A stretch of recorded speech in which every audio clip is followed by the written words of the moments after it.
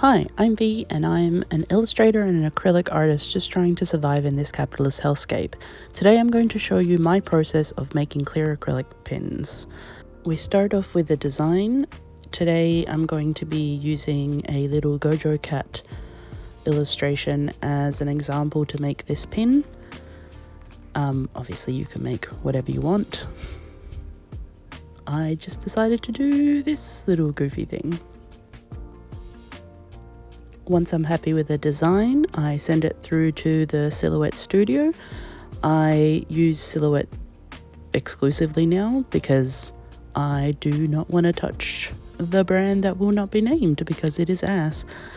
This is me just making sure that all my settings in Sillhouette Studio actually align with my printer settings, just because it can cause some issues if you're trying to send, for example, a letter sized piece of paper and your printer is set to A4, and it'll just cause a lot of issues when you're trying to actually cut it. Like the Silhouette won't be able to read what you're trying to print.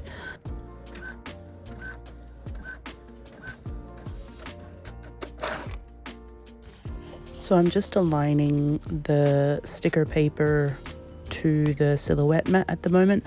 I can do a different video on how I make my stickers, like especially my sticker of the month stickers. Now that little green dot on the little overhang bit on the machine, that caused me so many issues because originally you just have to snap that in and I didn't realize. And so I didn't use this machine for 1.5 years because I just thought it didn't work and I was mad at it. And then I clicked it in and it works perfectly now. Take in mind that you don't need a cutter to make these pins. The only reason that I'm using the cutter for these ones are because it's a clear background. If you're going to use a solid color, it won't matter if you have the white background if you cut them with scissors.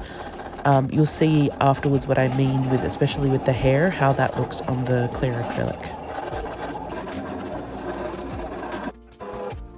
Okay, so we put the stickers aside and we create a simple vector just outlining our picture. I use Affinity Designer for this on my iPad. Once I've got the simple vector, I send it through as an SVG to the cloud, download it off the cloud onto my laptop onto Lightburn. I accidentally uploaded the picture with the vector, so I had to ungroup it, delete the picture, and then just be left with the vector. And then I resized it down based on the stickers that I cut before, so they were about 4 centimeters, so the actual pin back will be about 4.2 centimeters. So I send that through to my cutter. Now, on the subject of cutters, you don't need to own a laser cutter. Some libraries, schools and universities have them. Some community centers offer the use of them for a small fee. Personally, I started going to a makerspace before I bought a cheap cutter from overseas. Makerspaces are basically a large workshop where they teach you the basics on how to use the different machines. They teach the safety precautions, and then you're free to use the machines. You just have to bring your own material. Like, for example, this A3 clear 3mm acrylic sheet cost me between 7 and 8 Australian dollars, and you can see how many pins you'd be able to make with that piece alone. Like, you can see the little senshis that I cut last month. A lot of the laser cutting, like the places that offer laser cutters, also offer financing. Like this one that I have now, I'm like ass deep in debt basically. But it's good. It's a good one. I can do stuff in bulk. It's quite large. So this is the piece that got cut. This is me just removing the top layer. Basically, this masking is on both layers so you don't get any plastic burn on it from the laser. Then you're going to get the sticker that we cut before and align it as well as you can onto the acrylic. I accidentally pulled up on this, so you can see that there's a little tiny white bit there that I don't realize is there until after I've stuck it down, but I do manage to take it off without issue. I'd never made this pin before, which is why it was a surprise. So So once you have your sticker down, you want to press that right down so that there's no bubbles, like air bubbles underneath. If you don't press it down and you cure the resin on top, you will be able to see the bubbles in 3D and they don't look good. Usually if I'm making a bulk lot, I'll like set a huge piece of tape and all of them in a row, and I'll usually use like 2-part resin if it's a large batch. Because this is just one, I'm just using the UV resin that has the anti-yellowing on it. Both of these resins dry very hard and are very good, like they're anti-scratch and they protect the design really well, especially if you put like a good thick layer on. This is just removing the air bubbles with fire. If I'm making a bulk lot, I'll usually use the heat gun.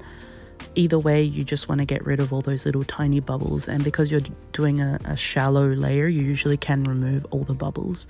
This is just the UV lamp that it's cooking under. Again, if I'm doing a bulk lot, the UV light outside is like over a 2, I will usually leave them out for about 5 minutes and they get dry super quick. This was 2 minutes in a UV lamp. I think it's a 30 watt. Now we're going to remove the back just so you can see what it looks like. Nice and clear, and because we use the silhouette, it's very crisp edges on the hairs. That's why I wanted to do this design as well, because you can see how like very nice the silhouette cuts. We're just going to add the backings. These are just pin backs that I'm sticking with E6000 glue. Once that is dry, I'm going to add a few dots of UV resin on the back and cure that just to give it a bit more safety of it not falling off. Trying not to go too high, especially if you're using metal backs. I'm using rubber backs, so it doesn't really matter. I usually use a padded envelope just to poke the pins through. It's just a cheap way you don't have to have a special backing for it. You just use a padded envelope and it goes straight through. Time to add the backings. I just use the rubber hearts, which work quite well. And once you've added the backings, we are done. Like this video if you found any of this helpful. Next video, I'm thinking maybe showing how I make my acrylic charms or my sticker of the month club. So let me know which one you would prefer in the comments. I'm at VeeGiggity on all of the platforms. Thanks for joining me.